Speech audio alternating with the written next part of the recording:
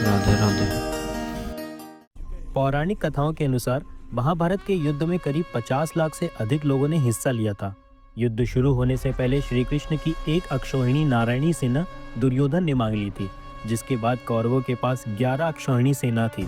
तो वहीं पांडवों ने भी 7 अक्षौहिणी सेना एकत्रित कर ली थी।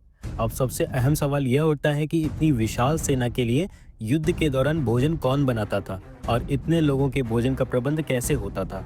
इसके बाद उससे भी बड़ा सवाल यह है कि जब हर दिन हजारों लोग मारे जाते थे तो शाम का खाना किस हिसाब से बनता था कि अन्न का एक दाना भी बर्बाद नहीं होता था और किसी को खाना कम भी नहीं पड़ता था। महाभारत युद्ध के दौरान भारतवर्ष के समस्त राजा या तो कौरवों के पक्ष में खड़े थे या फिर पांडव के पक्ष में, लेकिन श्री बलराम और रुक्मी ही वो 2 व्यक्ति ऐसे थे जिन्होंने इस युद्ध में हिस्सा नहीं लिया था। हालांकि एक और राज्य ऐसा था जिसने युद्ध क्षेत्र में होते हुए भी युद्ध से दूरी बनाई हुई थी। वो दक्षिण भारत का राज्य उडुपी था।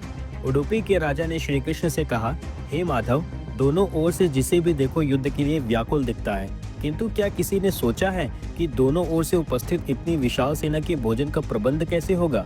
तब इस पर श्री कृष्ण ने कहा कि आप बिल्कुल सही सोच रहे हैं, हालांकि आपके पास अगर कोई योजना हो तो बताएं।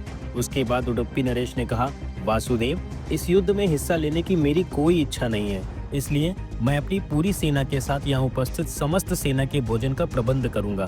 पहले दिन उन्होंने उपस्थित सभी योद्धाओं के लिए भोजन का प्रबंध किया। उनकी कुशलता ऐसी थी कि दिन के अंत तक अन्न का एक भी दाना बर्बाद नहीं होता था। जैसे जैसे दिन बीतते गए, योद्धाओं की संख्या भी कम होती गई।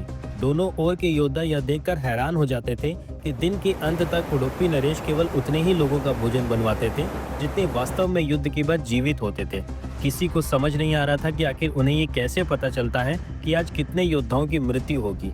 युद्ध की समाप्ति के बाद युधिष्ठिर ने उडुपी नरेश से पूछ ही लिया कि आप इतनी विशाल सेना के लिए भोजन का प्रबंध किस प्रकार करते थे कि अन्न का एक दाना भी बर्बाद नहीं होता था, और आपको रोजाना इतने सैनिकों के मरने के बाद कैसे पता चलता था कि आज कितने सैनिकों का खाना बनना है।